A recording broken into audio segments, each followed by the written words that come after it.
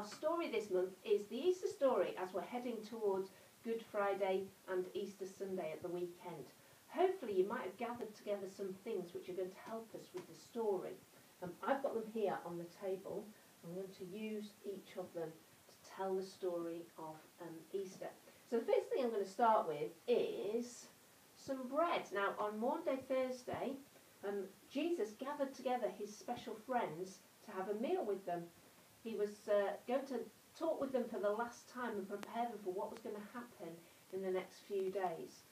He also said to them, remember me at this meal. And it's a special meal that we remember in church too. So if you've got some bread, now's the time just to take a little bit and just to taste it. Because that's what the disciples would have done at their meal with Jesus. Now, hopefully you've got a stone with you. After their special supper, Jesus went out to a place called Gethsemane. It was a garden, and he went to pray for strength and pray that God would help him in the coming days. So if you've got a stone, I just want you to hold it.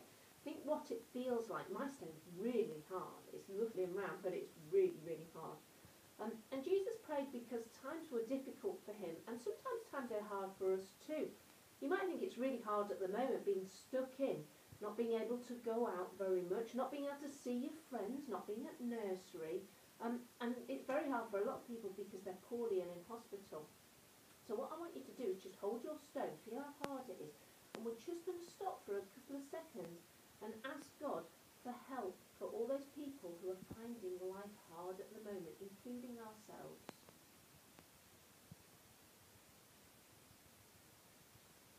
Jesus was arrested in the garden, and some soldiers came and took him, and he was led out to be crucified on a cross. Now, this isn't a cross, but this is a piece of rough wood, and this is what Jesus' cross might have been like. I don't think it will have been nice and smooth like the cross we've got here. I think it will have been really rough and not very nice to have against your skin. So if you've got a piece of rough wood, just feel it and just imagine what it might have been like to be hung on that cross. Now when Jesus was hung on the cross, there were lots and lots of people there. And they gave him, on a stick, on a sponge, some sour wine to drink. It was probably quite like vinegar. I've got some salt and vinegar crisps, they're my favourite flavour, I don't know about you. But when you eat them, you sort of get a bit of a in your mouth because they're a little bit sour. So if you've got some, I just want you to have one. Just one, you can have the rest later. And just taste it. And just sort of get that sourness in your mouth. And imagine that the pain that Jesus went through when he was on the cross on Good Friday.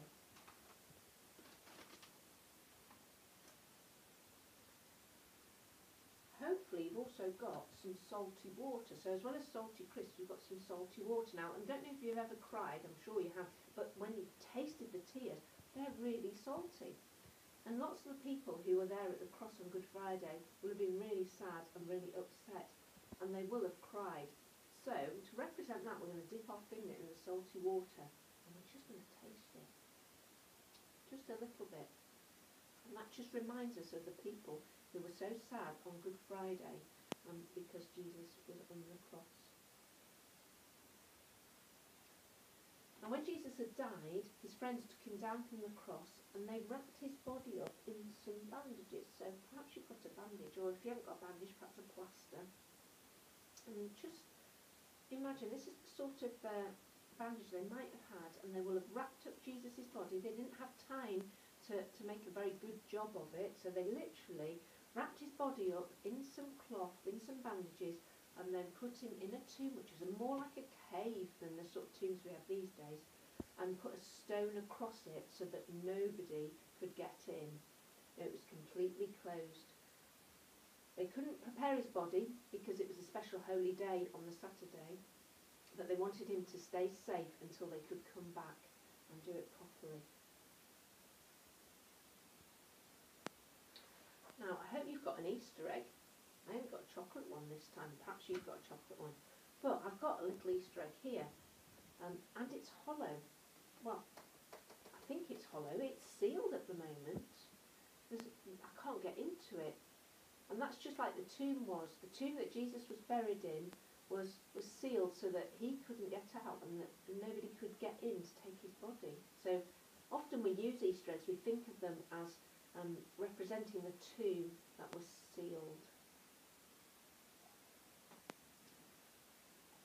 Now, women came and arrived on the third day and brought spices up to Jesus' body.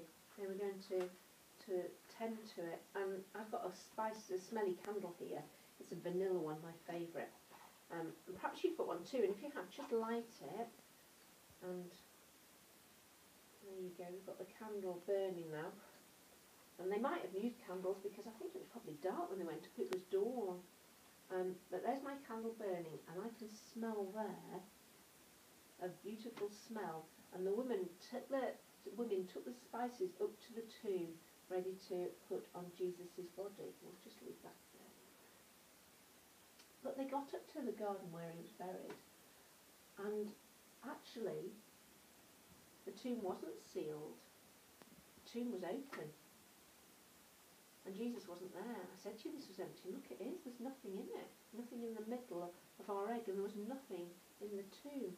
So just like a baby chick breaks out of an egg, or a butterfly comes out of its cocoon as a start of new life, Jesus had come out from the tomb and he'd risen to new life. He was no longer dead. Jesus was, and Jesus still is now, alive. When Jesus died, it seemed that everything had gone wrong for his friends and his followers. But God had other plans, and something amazing happened. And you know what? Even if we've done wrong things, or even if we think things are never going to get better, God has got other plans. If we go to Jesus, if we say sorry and ask him to help us, then because he loves us so very much, he'll give us a chance for a new start too. What an exciting and amazing gift for everyone. So, this Easter, remember, when you hopefully have lots of chocolate eggs, that the chocolate egg represents the tomb, and when you open it and it's empty, it represents Jesus not being there, because Jesus rose from the dead and is alive today.